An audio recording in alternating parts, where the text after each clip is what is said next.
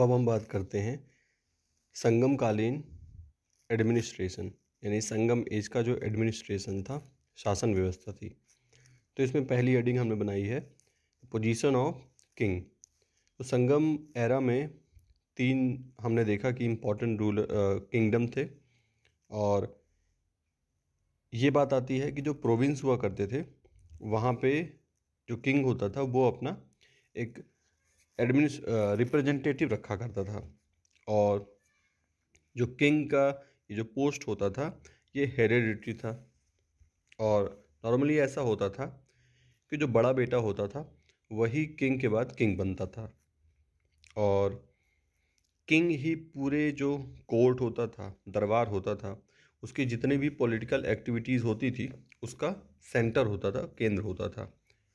जो कोर्ट होता था ये ओपन होता हुआ करता था, और इसी में शाही वंश के जो मेंबर्स हुआ करते थे और जो स्टेट के ऑफिसर्स हुआ करते थे, और पब्लिक भी अगर चाहे तो वो भी पार्टिसिपेट कर सकती थी। ये खास बात है।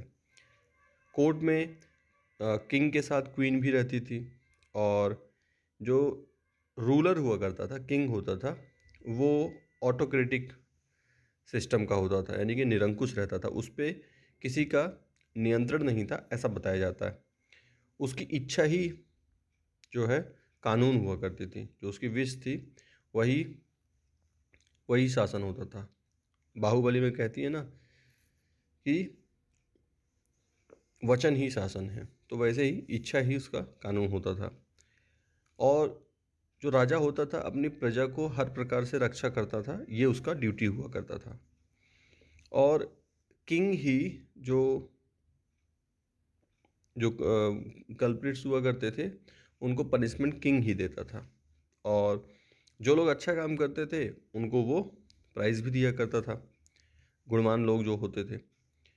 अब इसमें डॉक्टर एन सुब्रमण्यम का मानना है, दो हमारे पास यहाँ पास दो तरह की बातें हैं।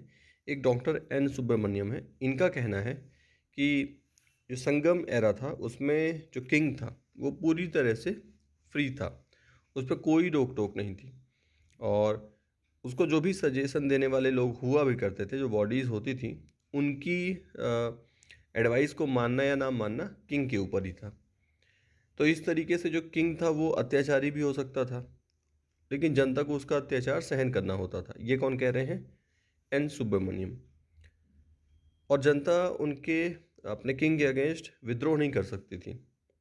उस समय पे जो किंग के कॉन्टेक्स्ट में डिवाइन ओरिजिन का कॉन्सेप्ट चलता था, जो कि हर जगह चला है ऐसा। तो इसमें किंग को गॉड का ही एक रिप्रेजेंटेटिव माना जाता था, तो इस तरीके से उसकी गॉड की तरह ही पूजा की जाती थी। अब एक व्यू अपने पास आता है कि दूसरे हिस्टोरियन है वी आर रामचंद्र दीक्षितार। तो इनका मानना है कि जो काउंसिल थी, परिषद, और जो प्रीस्ट था यानी पुरोहित, और जो पब्लिक का ओपिनियन है जिसको जनमत कहेंगे, तो इनका राजा पर इतना कंट्रोल होता था कि जो राजा होता था वो अपने राइट्स का मिसयूज़ नहीं करता था, है ना, साहस नहीं कर पाता था। तो ऐसा एक व्यू आता है, यानी कि दो तरीके के हमारे पास यहाँ बातें आ रही हैं। एक ये कि किंग कुछ भी कर सकता था, और दूसरी ये कि किंग कुछ भी कर तो सकता था पर कर नहीं पाता था क्योंकि उस पर कंट्रोल होता था। चलिए अब मिनिस्टर्स पे बात कर लेते हैं। तो किंग के काफ़ी सारे मिनिस्टर्स हुआ करते थे, और उनकी जो भी ड्यूटीज़ होती थी वो मेनली ये थी कि किंग को सजेशन देना, सलाह देना है, और ये कोर्ट में प्रेजेंट रहते थे। किंग किसी भी मैटर में उनसे सजेशन ले तो लेता था, लेकिन उसको माने या ना माने ये किंग के ऊपर ही था। फिर जो मिनिस्टर्स थे उनको अपॉइंट किंग ही करता था, और किंग ही जब चाहे तो उनको हटा भी सकता था। फिर मैसेंजर और एम्बेसडर की बात करें तो संगम एरा में जो किंग था वो मैसेंजर और एम्बेसडर्स को अपॉइंट किया करता था, और ये दूसरे किंग के जो कोर्ट हुआ करता था उसमें अपने राजा का एक तरह से रिप्रेजेंटेटिव हुआ करते थे। और गुप्तचरों का बड़ा रोल था इस समय। किंग जो है वो बहुत बड़ी संख्या में गुप्तचर नियुक्त करता था, और इनका काम दोनों टाइम पे पड़ता था, शांति के टाइम पे भी और युद्ध के समय पे भी। तो जो किंग था वो अपने राज्य में और जो फॉरेन सर्विसेज हुआ करती थी दोनों के लिए जो इस गुप्तचर हुआ करते थे उनको अपॉइंट किया करता था। और ये जैसे आज के टाइम पे आप समझ लीजिए कि जैसे आईबी हो गया और एक रॉ हो गया, है ना। तो उसी तरीके से ये भी देसी और विदेशी दोनों ही तरह के लिए जासूस बनाए गए थे। फिर लोकल इंस्टीट्यूशंस की बात करें तो लोकल इंस्टीट्यूशंस का एग्जिस्टेंस था इस टाइम पे। और सबसे जो स्मॉलेस्ट यूनिट थी एडमिनिस्ट्रेशन की वो विलेज थी। और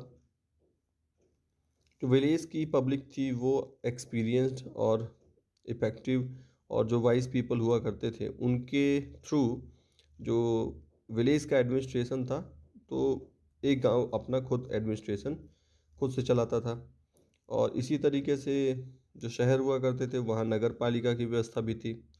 और जो नगर था उसमें चौकीदार धनुष बाण लेकर के चारों तरफ डाकुओं को मारने के लिए घूमते रहते थे, क्योंकि डाकुओं का हमला भी होता रहता था। तो इस तरीके से जो नगर की संस्थाएं थी वो नगर की समस्याओं के समाधान के लिए काम करती थी।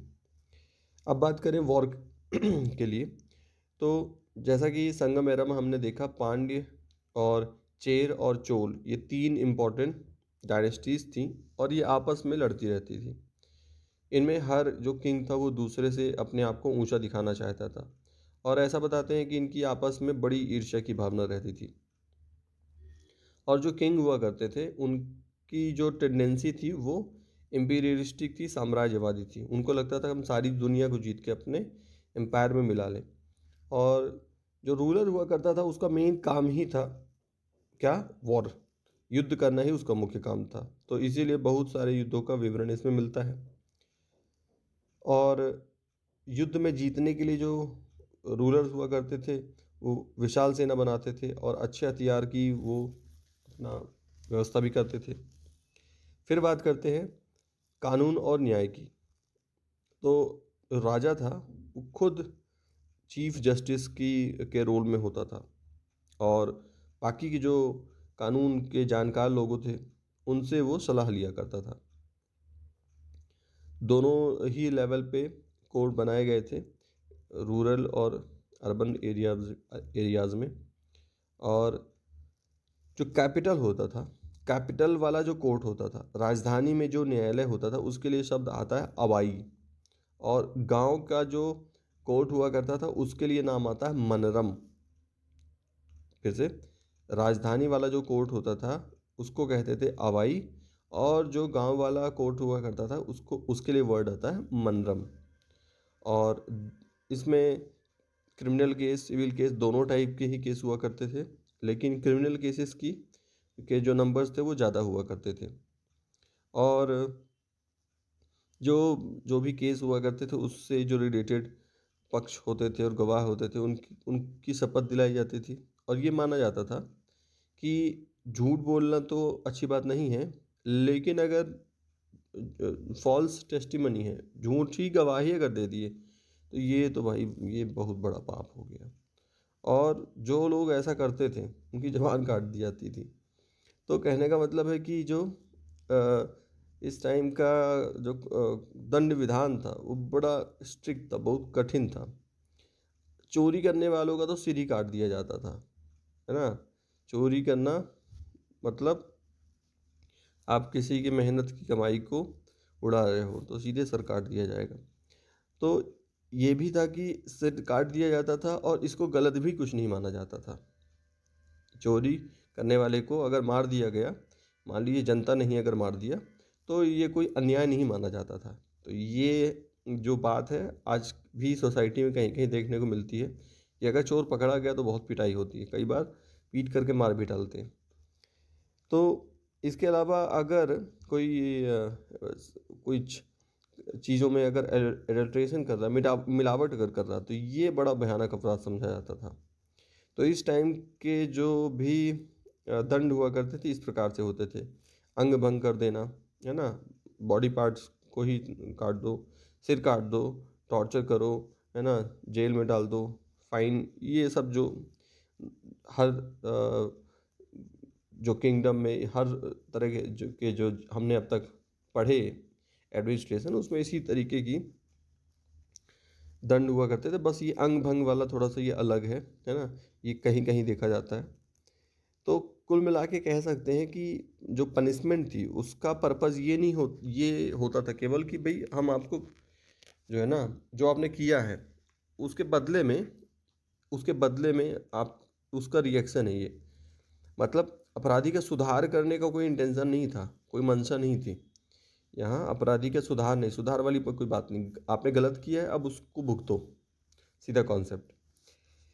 फिर इसके बाद बात कर लेते हैं रेवेन्यू और इकोनॉमी की। तो इस टाइम पे काफ़ी टाइप के टैक्स लगाए जाते थे और इसके लिए अलग से ऑफिसर्स अपॉइंट किए जाते थे, किंग अपॉइंट करता था।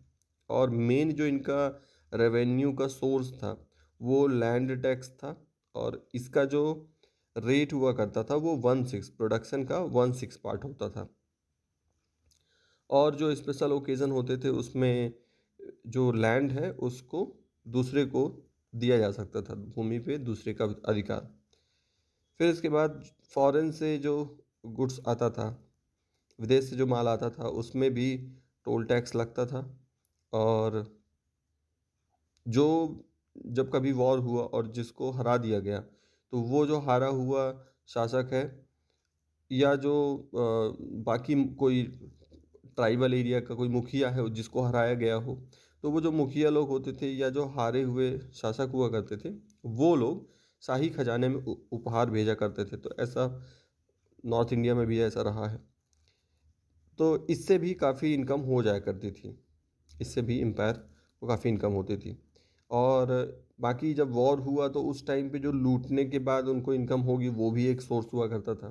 तो इस तरीके के इनकम के सोर्स होते थे। संगम एडमिनिस्ट्रेशन के कुछ और भी पॉइंट्स देखते हैं। तो जितने भी राइट्स हुआ करते थे वो सब के सब किंग के पास होते थे, और जो किंग होता था वो अपनी प्रजा को संतान के रूप में मानता था। जो स्टेट का सुप्रीम कोर्ट होता था, यानी कि राज्य का जो सर्वोच्च न्यायालय, वो राजा की सभा होती थी। और सभा के लिए एक शब्द आता है मनरम, सभा के लिए एक शब्द आता है मनरम। तो यानी वहाँ पे जैसे आज के टाइम पे सुप्रीम कोर्ट है, तो वैसे ही जो राजा की सभा है वही सुप्रीम कोर्ट है। अब एक खास बात है, राजा जो है ना, यही उनका सेलिब्रिटी हुआ करता था। राजा का जो जन्मदिन है प्रतिवर्ष बनाया जाता था, और इसके लिए भी एक टर्म है पेरुनल। राजा के बर्थडे के लिए, जन्म दिवस के लिए क्या शब्द है? पेरुनल। जो स्टेट था वो मंडल में डिवाइडेड था। जैसे आज के टाइम पे हमारा कंट्री स्टेट्स में डिवाइडेड है।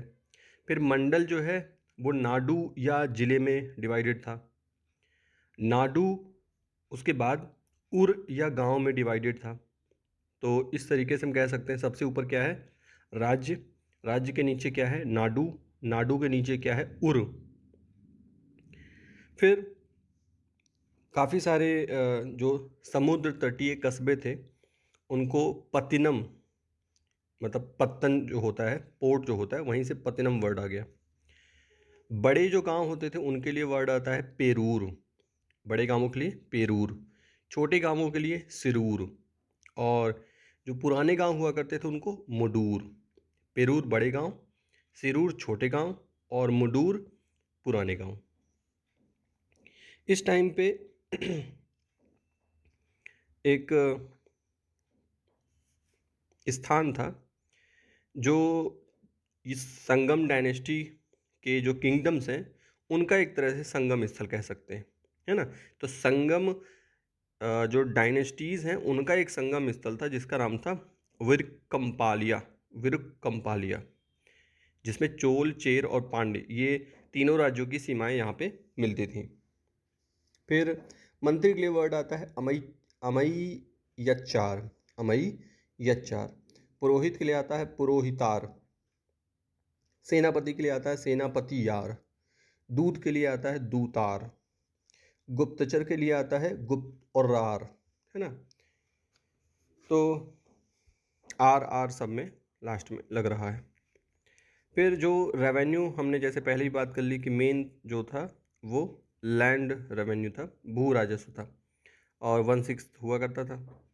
और मेज़रमेंट जो लैंड का होता था उसके लिए जो वर्ड आता है वो आता है और बेली, माँ और बेली। और एग्रीकल्चर पे जो टैक्स लगता था उसके लिए वर्ड आता है करई या कदमई। एग्रीकल्चर पे जो टैक्स लग रहा है वो करई या कदमई। और अगर इनका कहीं किसी से युद्ध हुआ उसके बाद फिर सामने वाली जो सेना है उसकी या उसके राज्य की जो लूट होगी उस लूट से जो इनको पैसे मिलेंगे उसको क्या कहा जाएगा, इरई। उस लूट को इरई। और जो टोल टैक्स होता था, सीमा शुल्क, उसके लिए वर्ड आता है उल्गू या उल्कू। इसके अलावा जो और एक्स्ट्रा टैक्स लगाते थे या जबरन जो वसूल लिया करते थे उसके लिए एक वर्ड आता है इराबू। उसके लिए एक वर्ड क्या आता है, इराबू। और राजा को जो उपहार दिए जाते थे उसके लिए एक वर्ड आता है पदू। और जो इस टाइम पे रूलर्स हुआ करते थे इनके पास प्रोफेशनल आर्मी हुआ करती थी। और ये जो आर्मी का आगे वाला हिस्सा होता था, अग्र टुकड़ी, इसके लिए वर्ड आता है तुसी। और पीछे वाला जो आर्मी का पार्ट होता था उसको कहते थे कुलय। और जो सेना का प्रमुख होता था उसको एक टाइटल मिलता था एनाडी, एनाडी। और जो बहुत वीरता से लड़ते हुए सैनिक मर जाते थे तो उसके बाद उनकी मूर्तियाँ बनाई जाती थी, पाषाण मूर्तियाँ। और उसमें उनका नाम और उनकी जो अचीवमेंट्स हैं वो सब लिखी जाती थी। तो ये रही बात कंप्लीट एडमिनिस्ट्रेशन के बारे में। सारे फैक्ट्स यहाँ पे हमने लगभग देख लिए हैं। तो अब हम बात करते हैं संगम एज का जो इकोनॉमिक लाइफ था उसके बारे में। सबसे पहले बात करते हैं एग्रीकल्चर की। तो संगम जो हमारे पास लिटरेचर अवेलेबल है उससे ये बात पता चलती है कि इस टाइम पे जो एग्रीकल्चर था वो बिल्कुल उन्नत दशा में था, अपने बिल्कुल एडवांस स्टेट में था।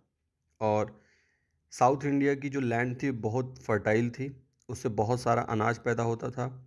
और ये बात आती है कि जो चेर जो किंगडम था उसमें कटहल, जैकफ्रूट, काली मिर्च और हल्दी, ये 3 चीज़ों के लिए बड़ा फेमस था चेर किंगडम। और इरिगेशन का बहुत अच्छा मैनेजमेंट था। और कावेरी रिवर थी जो इसके लिए काम में आती थी। और गन्ना, ये बहुत इम्पॉर्टेंट चीज़ है, गन्ने का अच्छा खासा प्रोडक्शन होता था। और ये बात भी संगम लिटरेचर से हमें पता चलती है कि गन्ने का यूज़ शक्कर बनाने के लिए होने लग गया था। और लोगों का मेन जो ऑक्यूपेशन था वो एग्रीकल्चर ही था। और ये स्टेट के भी इनकम का मेन सोर्स था, यानी कि राज्य के पास जो वो सेना रख पाते थे तो वो इसी से जो आय होती थी, कृषि पे जो कर लगाएंगे फिर कृषि से जो उनको आय होगी उस कर से फिर उसके बाद वो सेना रखने में समर्थ थे। अब बात करते हैं ट्रेड की, व्यापार की। तो दोनों तरह का बिजनेस यहाँ पे, ट्रेड यहाँ पे एडवांस स्टेट में था, यानी कि विदेशी और आंतरिक दोनों व्यवसाय। बहुत सारे इसमें बंदरगाह, पोर्ट का इसमें मेंशन आता है संगम लिटरेचर में। पूहर जो है, पूहर से फॉरेन जो कंट्रीज़ थी वहाँ पे अब माल वहाँ भेजा जाता था, वहाँ से आता भी था। और वहाँ से जब कोई जहाज़ आता था तो इनका जो पोर्ट है वो इतना डेवलप था कि जहाज़ को अपना जो पाल होता था, पहले पाल वाले जहाज़ हुआ करते थे, तो उसको उतारने की ज़रूरत नहीं पड़ती थी, है ना, पाल लगे रहें। क्योंकि पाल जो है बार बार उतारो फिर बनाओ तो उसमें टाइम लगेगा। तो लेकिन अगर बंदरगाह है आपका बहुत डेवलप है तो वहाँ पे आराम से ये जहाज़ आ सकते हैं। तो ये बात भी आती है। और क्योंकि यहाँ से अच्छा खासा बिजनेस होता था, जैसे आज के टाइम में मान लीजिए मुंबई है तो बिल्कुल वैसे ही यहाँ पूहर को मान लीजिए, तो पूहर के जो लोग थे वो काफ़ी अमीर हुआ करते थे। पूहर में काफ़ी ऊंची और भव्य बिल्डिंग्स बनी हुई थी, भवन बने हुए थे और कई मल्टीपल स्टोरी के थे, है ना। तो मुंबई जैसा आप इसको उस टाइम का मुंबई कह सकते हैं इस संगम पीरियड का। फिर इसके बाद संगम लिटरेचर से ये भी बात पता चलती है कि पांडी जो किंगडम था उसमें एक बंदरगाह है जिसका नाम है शालीयूर, है ना, शालीयूर। और चेर में एक बंदरगाह था जिसका नाम था बंदर, मतलब पोर्ट का नाम बंदर ही है, बंदरगाह हिंदी में कहते हैं तो उसको बंदर ही नाम। तो बंदर और शालीयूर ये दो हैं जो कि इम्पोर्टेंट उस टाइम के पोर्ट्स थे। तो इनका अभी मैप में लोकेशन आप एग्जैक्ट तो ऐसे नहीं कह सकते, बट वही हो गया जहाँ पे किंगडम है उन्हीं के पोर्ट वाले साइड में इनको माना जा सकता है। फिर इसके बाद जो जहाज़ आते थे माल लेकर के, तो वो उनको मिसलीड ना हो जाए, तो उनको सही जगह पे पहुंचाने के लिए जलद्वीप भी बनाए गए थे। तो अब इससे पता चल रहा है कि इनका मामला काफ़ी एडवांस था। जलद्वीप बनाए गए थे और जो पोर्ट हुआ करते थे वहाँ पे, अब क्योंकि फॉरेन ट्रेड चल रहा है तो कुछ फॉरेनर्स वहाँ रहते भी थे। और ऐसी जगह है जहाँ पे रहते थे तोंडी, नुशिरी, पुहर, ये इन इन जो पोर्ट स्टेशन थे यहाँ पे जो फॉरेनर्स थे वो रहते थे। और ये कहा जाता है कि जो फॉरेनर्स थे वो अपने साथ सोना लाते थे और उसके बदले में यहाँ से काली मिर्च और समुद्र और पर्वतों से जो प्राप्त दुर्लभ वस्तुएं होती थी वो ले जाया करते थे, है ना। तो सोना आ रहा है, काली मिर्च जा रही है, ठीक। फिर इसके बाद एक इम्पॉर्टेंट नेम है अरिकमेडू। अरिकमेडू आज के पौंडीचेरी में ये लोकेशन है इसकी। तो ये जो जगह है ये इम्पॉर्टेंट सेंटर था इंडिया और रोम के बीच के ट्रेड के लिए। और चेन्नई के लिए नाम आता है वसव समुद्र। चेन्नई का जो संगम एरा में जो नाम था वो क्या था, वसव समुद्र। ये भी एक इम्पॉर्टेंट पोर्ट था। एक बुक है जिसका ऑथर कौन है ये तो नहीं पता, पेरिप्लस ऑफ द इरिथ्रियन, है ना। तो इस ग्रंथ में ये बात आती है कि इंडिया और रोम के बीच का जो ट्रेड था इस टाइम पे बहुत ज़्यादा डेवलप था। और इस टेक्स्ट में कुछ नाम आते हैं जो यहाँ के पोर्ट हैं, जैसे नौरा, तोंडी, मुशरी और कोट्यम के पास नेल्सिडा, ये सब। और काफ़ी ये जो हमने अभी नाम बताए शहरों के, इन शहरों में काफ़ी सारे शिप भी रहा, शिप मतलब के नंबर्स इनमें काफ़ी हुआ करते थे। फिर इसके बाद इंडिया से एक्सपोर्ट वाली चीज़ों में काली मिर्च तो हो ही गई, मसाले हो ही गए, है ना। इसके अलावा हाथी दांत हो गया, मोती हो गया, मलबल हो गया, हाँ, रेशमी और सूती कपड़े, ये सब भयानक डिमांड थी। भारत से बाहर इसकी बहुत डिमांड थी। भारत की जो रेशमी और बारीक सूत के कपड़े होते थे ये भी वर्ल्ड में बहुत ज़्यादा लोकप्रिय थे। और तमिल के जो स्टेट्स थे इनका किनके किनके साथ बिजनेस ट्रेड चलता था, तो इजिप्टियंस के साथ, अरब पीपल के साथ, और ईस्ट में जो मलय आइलैंड वाले एरिया हो गए, चाइना के साथ, इन सब लोगों के साथ इनका ट्रेड चलता था। तो इंटरनल जो ट्रेड था वो भी बहुत डेवलप था। इंटरनल ट्रेड जो है बैलगाड़ी और पशुओं के द्वारा किया जाता था। तो डेवलप का मतलब आप ऐसे ना समझें कि अब ट्रेन चल रही हो, या है ना, या फिर जो ट्रक वगैरह चल रहे हैं। अब उस टाइम के हिसाब से बैलगाड़ी ही ट्रक है उनका, है ना, पशुओं के द्वारा किया जाता था। और बाटर सिस्टम था उस टाइम पे, बाटर सिस्टम चलता था। अब बात कर लेते हैं इंडस्ट्रीज़ की। तो इंडस्ट्री भी, जब हम कह रहे हैं कि इंडस्ट्री, या हमने ट्रेड के बारे में कहा या एग्रीकल्चर के बारे में, जब हमने कहा कि ये डेवलप्ड स्टेट में था, तो हम कंपैरिजन कर रहे हैं किसके साथ, उस टाइम के बाकी के वर्ल्ड में जिस तरीके की चीज़ें चल रही हैं उसके साथ कंपैरिजन किया जा रहा है ना। तो ये डेवलप्ड स्टेट था उस टाइम के हिसाब से। हस्तकला जो है ये यहाँ की विश्व प्रसिद्ध थी और इसकी विदेशों में बहुत ज़्यादा मांग थी। रेशमी और सूती कपड़े का जो इंडस्ट्री था बहुत डेवलप था। और उरैयूर की बात पहले ही हम लोग कर चुके हैं, कॉटन का वो बड़ा सेंटर था, तो वहाँ सूती कपड़े का भी वो सेंटर बना। और सूत कातने का जो काम होता है पुराने टाइम पे, है ना, खुद से मशीन चला के किया जाता है, तो ये सूत कातने का जो काम था ये किनका था, महिलाओं का था। और हर घर घर घर में सूत काता जाता था, है ना, जैसे गांधी जी का चरखा, वैसे ही टाइप से। तमिल जो लोग थे ये जहाज़ बनाया करते थे। इसके अलावा इंडस्ट्री की बात चल रही है तो इंडस्ट्री में ये लोग जहाज़ ही बनाते थे। और जो जानवर होते थे उनकी जो स्किन होती थी, खाल होती थी, उससे भी चीज़ें बना करती थी। बाकी मछली का तेल हो गया, ताड़ी हो गया, और गन्ने से शक्कर बनता ही था। और हाथी दाँत यानी टस्क से, एलिफेंट टस्क से काफ़ी सारी चीज़ें बनाई जाती थी। इसके अलावा लकड़ी से भी बहुत सारी चीज़ें बनती थी। और ऐसा माना जाता है कि जो तमिल लोग थे, ये बहुत हार्ड वर्किंग थे, खूब मेहनत करते थे, खूब पैसा कमाते थे और खूब खर्च करते थे, तीनों बातें थी। और लेकिन ये बात है कि सोसाइटी में जो पैसे वाले लोग हैं वो सब नहीं थे, बहुत से लोग गरीब थे। और ऐसा तो होता ही है ना, क्योंकि ये एक रिलेटिव चीज़ है अमीरी गरीबी। तो सबके पास धन तो बराबर नहीं हो सकता है, किसी के पास ज़्यादा होगा, किसी के पास कम होगा। और धनी ज़्यादातर वही लोग होते थे जो राजा महाराजे या उनके रिलेटिव्स हुआ करते थे, और ऐसा ही होता है। तो ये भी कोई आपके लिए नई बात नहीं। अब चेर जो है उनकी जो पुरानी वाली कैपिटल थी, उसका नाम था करूर। तो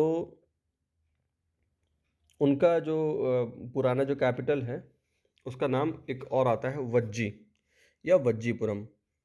तो यहाँ से जो खुदाई हुई है वहाँ उसमें जो रोमन्स का जो जार हैं उसके टुकड़े कुछ मिले हैं, या कॉपर के कॉइन्स मिले हैं, या ब्लैक और रेड कलर के मिट्टी के बर्तन मिले हैं। और यहीं से करूर जो हमने अभी बताया, वज्जी, करूर से ही कुछ दूर पे, अब देखिए वज्जी का वैसे तो लोकेशन नहीं है ऐसे फिक्स, बट हमने आपको मैप में दिखाया था। इसके अलावा करूर से कुछ थोड़ा सा दूर पे रोमन कॉइन्स और बहुत ज़्यादा अमाउंट में मिले हैं। तो ये जो हम बात कर रहे हैं, ये सब चीज़ें मिलने से क्या पता चल रहा है, इससे ये पता चल रहा है कि रोम के साथ हमारा क्या रिलेशन, किस तरह से रिलेशन था। तो कांचीपुरम जो थी ये पल्लवों की राजधानी थी, कांचीपुरम।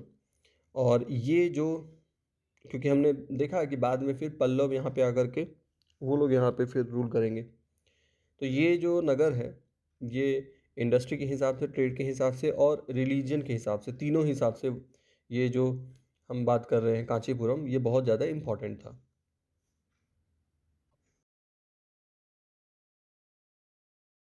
चेरों के बारे में अब हम देख लेते हैं social life of Sangam period. तीन हमें पॉइंट्स में डिस्कशन लेना है। एक तो सोशल लाइफ, सोसाइटी कैसी थी संगम पीरियड की, फिर इसके बाद इनका इकोनॉमी कैसा था, और इसके बाद इनका एडमिनिस्ट्रेशन कैसा था। तीन बातें अपने को देखनी है। तो देखिए सोसाइटी में सोशल लाइफ की अगर बात करें तो सबसे पहले बात होती है वर्ण सिस्टम का स्टेटस के बारे में। तो कास्टिज्म था, कास्ट सिस्टम था तमिल सोसाइटी में, और इसमें भी जो ब्राह्मण थे उनको था एक महत्वपूर्ण स्थान, सबसे महत्वपूर्ण स्थान इन्हीं को था, जैसा कि नॉर्थ इंडिया में। और ये पुरोहित हुआ करते थे, विद्वान हुआ करते थे और दार्शनिक हुआ करते थे। ठीक, जो तमिल ब्राह्मण थे इनका अलग से ही इनकी गलियां होती थी, और ये अपना कार्य अच्छी तरह से करते थे। ये सब कौन कह रहा है, ये सब टेक्स्ट बता रहे हैं। ठीक है, ये जो बातें यहाँ सब लिखी हुई हैं, ये सब बातें कहाँ आती हैं, तो इस संगम पीरियड से एसोसिएट करने वाले जो भी टेक्स्ट हैं उसमें ये सब बातें आती हैं। ठीक, अच्छा, तो ये बात तो हमने पहले ही कर लिया कि प्रीस्ट पुरोहित का काम करते थे और एस्ट्रोलॉजर हुआ करते थे, और राजा के न्याय मंत्री भी हुआ करते थे, जज। और ये राजदूत के समान भी कभी कभी काम किया करते थे, इनको दूत बना के भेज दिया जाता था। ये एकांत में रहना पसंद करते थे, और कैसे थे, शाकाहारी थे। इनका दरबार में काफ़ी सम्मान था। किनका, ब्राह्मणों। सारी बातें किसके किसके लिए चल रही हैं वाली, ब्राह्मणों के लिए। और जो समाज था उसमें भी इनका अच्छा स्थान था। ये संस्कृत को अपनी भाषा बना के रखे थे। इन्होंने अपनी भाषा क्या बनाई थी, संस्कृत। तो संस्कृत को ले लेते हैं यहाँ पे इस तरीके से। अब इसके बाद ब्राह्मण के अलावा जिस तरह से नॉर्थ इंडिया में वैश्य, शूद्र और क्षत्रिय थे, तो यहाँ पे ब्राह्मण तो एक कास्ट समझ में आती है, लेकिन बाकी तीन का नाम नहीं आता, बल्कि उसकी जगह क्या नाम आता है? एक आता है अरसार, एक आता है वनिगार और एक आता है वेलार। एक आता है अरसार, एक आता है वनिगार और एक आता है वेलार। ये तीन थे और इनका नाम नहीं आता। क्षत्रिय, वैश्य, शूद्र, इनका नाम नहीं आता है, टेक्स्ट में नहीं आता है। ऐसा नहीं कह रहे कि थे नहीं, है ना, ये नहीं कह रहे कि ये क्लास नहीं रही होगी। भाई कोई ना कोई तो आखिर आर्मी थी इतनी बड़ी, तो सब जो लड़ने वाले होते हैं उनको क्या कहते हैं? वही तो क्षत्रिय हैं। वैश्य को बिजनेस भी इनका इस टाइम पे बहुत अच्छा चल रहा था, तो इसका मतलब जो लोग बिजनेस कर रहे हैं वो कौन हुए? वैश्य ही हुए। और फिर जो बाकी इनकी सेवा के लिए जो लोग थे वो लोग भी रहे ही होंगे, वो शूद्र हो गए। तो इस तरीके से इनका नाम नहीं है ना। लेकिन ब्राह्मण नाम नॉर्थ इंडिया में तो था ही, साउथ इंडिया में भी ब्राह्मण ही नाम था, इस तरीके से। अब इसके बाद स्लेवरी की बात करें तो सीधा हमने हेडिंग ही दे रखा है, स्लेवरी एब्सेंट। तो देखिए मेगास्थनीज ने भी यही बताया है ना, क्योंकि यहाँ के जो किंगडम हैं इन सब के बारे में भी मेगास्थनीज ने लिखा है, और मेगास्थनीज ने ओवरऑल लिखा है कि भाई इंडिया में स्लेवरी नहीं थी, तो संगम पीरियड में भी स्लेवरी नहीं थी। देखिए स्लेवरी जब नहीं थी, जब हम ये कह रहे हैं, तो इसका मतलब ये है कि हम किस तरह के स्लेवरी की बात कर रहे हैं, स्लेवरी किसको कहा जाए। तो स्लेवरी का मतलब यहाँ पे ये है कि जिस तरीके से वेस्ट में, पश्चिमी देशों में, वहाँ तो स्लेव का पूरा मार्केट था और वहाँ उनकी खरीद फरोख्त होती थी, तो उस तरीके का स्लेवरी यहाँ नहीं होता था। यहाँ दास और दासियाँ होती थी, लेकिन उनका भी सम्मान था, उनके लिए भी प्यार था, और उनके पे अत्याचार नहीं होता था। आप स्लेवरी का बेस्ट एग्जाम्पल कैसा था, इंडियन स्लेवरी कैसी थी, आप इसको ऐसे समझ लीजिए कि जैसे कटप्पा बाहुबली में जो कटप्पा हैं, तो कटप्पा को तो जो अमरेंद्र बाहुबली वो क्या बोलते हैं? मामा बोलते हैं, है ना, तो उनके लिए सम्मान है, जबकि वो उनके क्या है? वो दास है। तो कहने का मतलब है इस तरीके का दासत्व तो था यहाँ। तो तमिल लिटरेचर में कहीं भी इस तरीके की बात नहीं आती कि जैसा कि पश्चिमी देशों में था कि दासों को बेचा जा रहा हो, खरीदा जा रहा हो, ऐसी कहीं बात नहीं आती। और ये भी हमने यहाँ पे दिया है कि इसका ये मतलब नहीं था कि स्लेवरी नहीं थी, है, सर्वेंट्स हैं, लेबरर भी हैं, लेकिन उस तरीके से नहीं है। अच्छा, अब इसके बाद और जो वर्कर्स और एम्प्लॉयज़ हैं उनको उनका पैसा भी मिलता है ना। ऐसा भी नहीं कि मतलब किसी से काम करवा ले पैसा ना दे। हाँ, ऐसा होता है, अब ये नहीं कह रहे कि बेगार नहीं होता है, बट वो प्रचलन में नहीं है ना। बेगार जो है, कुछ लोग जो दुष्ट प्रकृति के होते हैं वो इस तरह से करते हैं, लेकिन ये चीज़ समाज में स्वीकार्य नहीं है। अच्छा, अब बात करते हैं कंडीशन ऑफ वुमेन की, महिलाओं की स्थिति की बात करते हैं। तो महिलाओं की स्थिति अच्छी बताई जाती है, इस बात से पता चलता है कि उनका स्टेटस इक्वल था। और कई तरह की महिलाओं की बात तमिल सोसाइटी में आती है। देखिए अब ये अच्छा जो लिखा हुआ है ना, इक्वल टू दैट, ये भी साहित्य के अनुसार है, क्योंकि आगे जो बातें हम बताने वाले हैं उससे आप कहोगे सर क्या आप तो अभी बोले अच्छा था, अब कहाँ अच्छा है। देखिए अब इसमें हमने क्या बोला कि तमिल सोसाइटी में कई तरह की महिलाओं की बातें आती हैं, है ना। ऐसा टेक्स्ट में आता है कि कई तरह की सोसाइटी में कई तरह की महिलाएं थी। अच्छा, क्या क्या भाई, कई तरह की मतलब कई रोल वाली महिलाएं थी, है ना। तो क्या क्या रोल थे? तो भाई एक तो हो गई अपना जो घर चलाने वाली, बच्चों को पालन करने वाली, ठीक है, तो ये तो सामान्य हो गया। फिर कुछ ऐसी थी कि जो सती हो जाती थी, और कुछ ऐसी थी जो विधवा के रूप में जीवन व्यतीत करती थी, ठीक है, और कुछ ऐसी भी थी जो डांसर थी, ठीक है। तो अभी कुछ ऐसी नई बात तो यहाँ मिली नहीं। और महिलाओं को सैनिक, मंत्री या राजदूत या सलाहकार ये सब नहीं बनाया जाता था।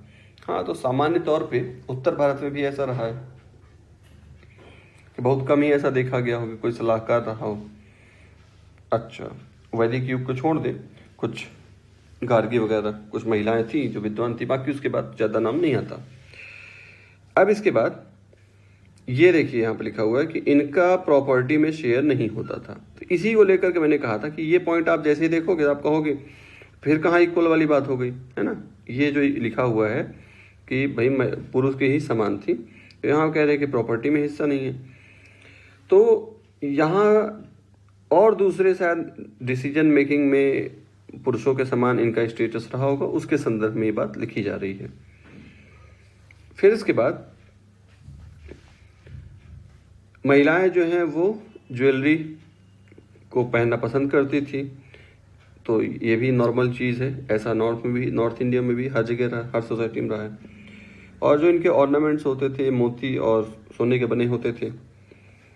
अब इस टाइम पे सती प्रथा का प्रचलन तो था, ठीक, सती प्रथा का प्रचलन था, लेकिन ज़्यादा महिलाएं सती नहीं होती थी, ज़्यादा महिलाएं सती नहीं होती थी, क्योंकि विधवा के रूप में भी जीवन व्यतीत करने का विकल्प था।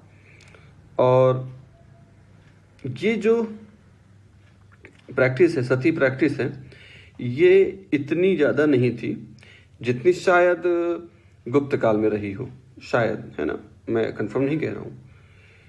तो सती जो है प्रथा यहाँ पे ज़्यादा नहीं थी। अच्छा, अब जो महिलाएं थी विधवा, इनके लिए इनका जो जीवन है ये काफ़ी इनका दारुण जीवन कहा जाएगा, मतलब पेनफुल लाइफ था इनका। कैसे? इनको एक समय भोजन करना होता था और ज़मीन में सोना होता था और अपना सिर मुंडवा लेना होता था, सिर मुंडवा लेना होता था। तो ये है वो पॉइंट जिसके कॉन्टेक्स्ट में मैंने कहा था कि इसमें लिखा हुआ है कि भाई महिलाओं की स्थिति अच्छी थी और इक्वल थी, तो ये बात यहाँ पे थोड़ा सा मैच नहीं कर रही। अब इसके बाद हम बात करते हैं मैरिज कस्टम्स की। तो इस टाइम पे सामान्यतया तो मोनोगैमस सोसाइटी ही थी, एक ही विवाह होता था। लेकिन जो राजा लोग होते थे, सामंत लोग जो होते थे, ये लोग ज़्यादा विवाह भी कर लेते थे, एक से ज़्यादा। और जो विवाह था ये एक पवित्र बंधन माना जाता था, संस्कारों में गिना जाता था, इसका जीवन में महत्व था। जो शादियां होती थी, ये पॉइंट थोड़ा नोट करने वाला है। जो शादियां होती थी वो सामान्य तरीके से होती थी, उसमें कोई दिखावा नहीं होता था, तामझाम नहीं होता था, शादियां सामान्य होती थी। फिर इसके बाद भोजन की बात करें तो ये जो संगम पीरियड के जो लोग थे अच्छा भोजन खाना पसंद करते थे। और ब्राह्मण जो थे वो वेजिटेरियन थे, ये नॉन वेज पसंद नहीं करते थे। और ब्राह्मणों के अलावा बाकी जो लोग थे वो दोनों तरह से भोजन खाना पसंद करते थे, वेजिटेरियन और नॉन वेजिटेरियन। भोजन की शुद्धता पर बहुत ज़्यादा जोर दिया जाता था। और अल्कोहल, ये ओपियम, पान, चरस, गांजा, पान और इसके अलावा ये सुपारी, ये सब प्रचलन में थे। तो आज भी प्रचलन में है, इसमें कुछ बदलाव नहीं आया, आज भी प्रचलन में। तो ये थी बात भाई सोसाइटी के बारे में। अब हम बात करते हैं economic life of Sangam age. तो देखिए, इकोनॉमिक लाइफ में सबसे पहले एग्रीकल्चरल सिस्टम को ले लेते हैं, या इसको हम कल ले लेते हैं।